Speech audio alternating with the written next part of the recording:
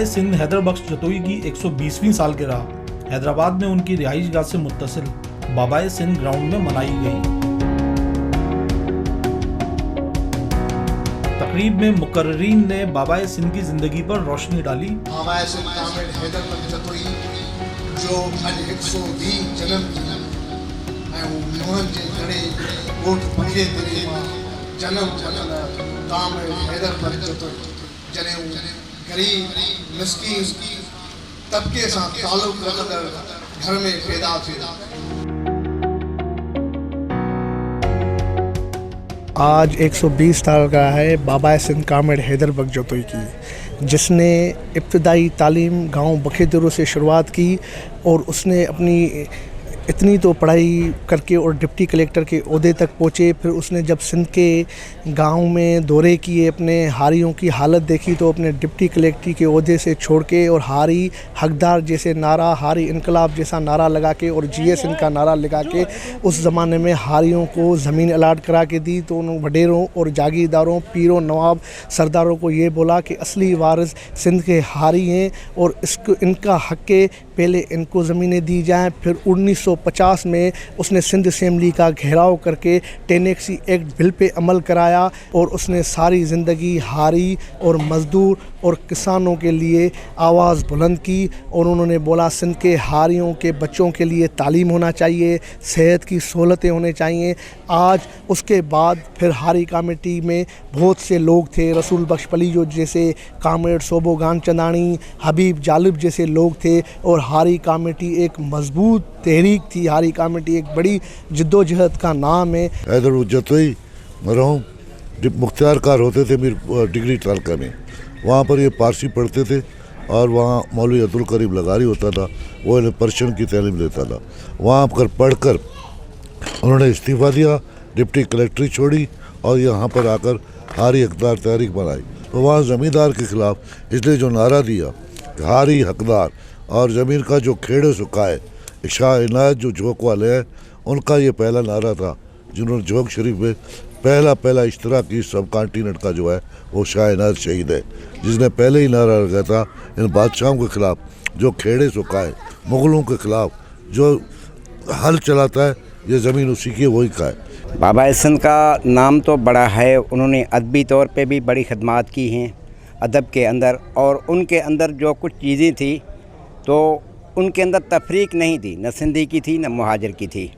उसका एक शेर था कि जैं सिंध के कयो वतन पंहिंजो आ भाउ, मुहाजिर बि लहे थो साॻियो साह, ऐं हुननि जे दिलनि मां अचे थो ही पड़ला, हम तुम्हारे हैं तू हमारी है सिंध, वो प्यारी सिंध जिया जियारी सिंध। आज हैदर बख्श जतोई की 120वीं बरसी सिंध हारी कमेटी के प्लेटफार्म से मनाई गई और हम इस प्लेटफार्म से हमने आज ये पैगाम दिया है कि मुल्क के अंदर एक महंगाई का तूफ़ान है और हर चीज़ महंगी हो रही है। जो किसान हैं, जो गरीब हैं, जो मज़दूर हैं, वो अफोर्ड नहीं कर रहे, इतना भी अफोर्ड नहीं कर रहे कि वो अपनी सुकून से रोटी खा सकें। तकरीब में सियासी व समाजी शख्सियात के साथ साथ बड़ी तादाद में हारी और किसानों ने भी शिरकत की। बाद अज़ां केक काटने की तकरीब भी मुनक्किद की गई।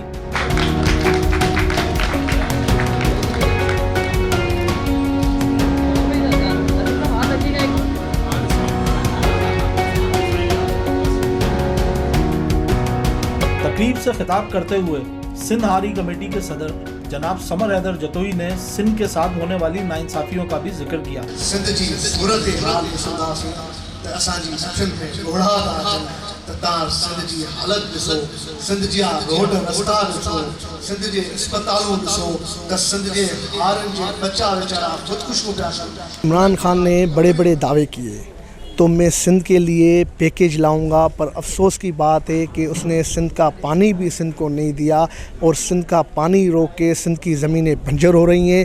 एक तरफ सिंध की ज़मीनें बिल्डर्स माफिया को देके सिंध के आदमियों को अक़लियत करने में साजिश गेरी हो रही है। एक तरफ ये पीपल्स पार्टी के हुक्मरान दावा तो बहुत करते हैं जमहूरियत के नाम, तो हमने जमहूरियत जमहूरियत जमहूरियत, जब वो असेंबलियों में जाते हैं तो उनकी आँखें सिंध को नहीं देखती और वो अपनी मिल्कियतें बनाने और अपनी मसरूफियात में वो अपनी ज़मीनें बनाने के चक्कर में वो सिंध को भूल जाते हैं और सिंध को बेचना शुरू कर देते हैं। हम उन वडेरों और जागीरदारों के ख़िलाफ़ पहले भी माजी में बाबा हसन हैदर बख्श जतोई ने तहरीक चलाई, अभी भी सिंध हारी कमेटी ही तहरीक चला के सिंध के हारी हो, और जब तक बाबा हसन हैदर बख्श जतोई के फ़लसफ़े पे अमल ना किया जाएगा तो ये सिंध और ये मुल्क खुशहाल नहीं होगा। बाद अज़ां शुरका ने अपने ख्यालात का भी इज़हार किया। हैदर बख्श जतोई ने उस दौर में जब मीडिया नहीं थी, इलेक्ट्रॉनिक मीडिया नहीं थी, सोशल मीडिया नहीं थी, वसाइल नहीं थे, उस दौर में हैदर बख्श जतोई ने ट्रेन मार्च किया। एक नया ट्रेंड था, एक नई चीज़ थी, उसने करके सिंध असेंबली का 1950 के अंदर घिराव किया। और वो घिराव किसके लिए था कि किसानों को राइट दिए जाएं। वो एक बिल लेकर गए थे और वो बिल उन्होंने पास करवाया। उस बिल का नाम था सिंध टेनेंसी एक्ट बिल, और वो किसानों का एक बिल था। और तारीख़ का एक बड़ा जो इनकलाब था वो हैदर बख्श जतोई ने 1950 के अंदर वो मुतारफ़ करवाया, वो लाया।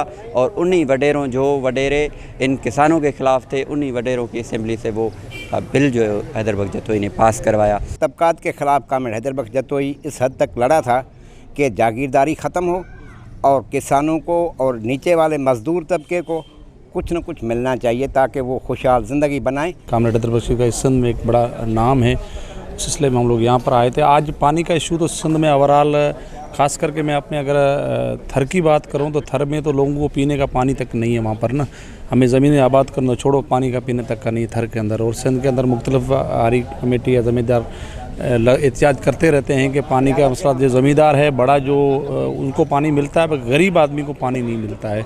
सबका फ़ायदा पेट्रोल का, डीज़ल का, सबका फ़ायदा सरमाएदारों को मिल रहा है। यानी कि हम समझेंगे ये कि ये हुकूमत सरमाएदारों की है और सरमाएदारी जो है इनकी हुकूमत में शामिल है। जब सरमाएदार शामिल होंगे ज़ाहिर बेरोज़गारी होगी और ये मज़ीद बेरोज़गारी करेंगे। जिस तरह अभी सुईगे से लोग निकाले गए, इस तरीके से दूसरे इदारों में से निकाले जा रहे हैं। इस तरीके से हमारी सनतें 60 सैकड़ों जो 60 सनतें तो सिंध में बंद पड़ी हुई है।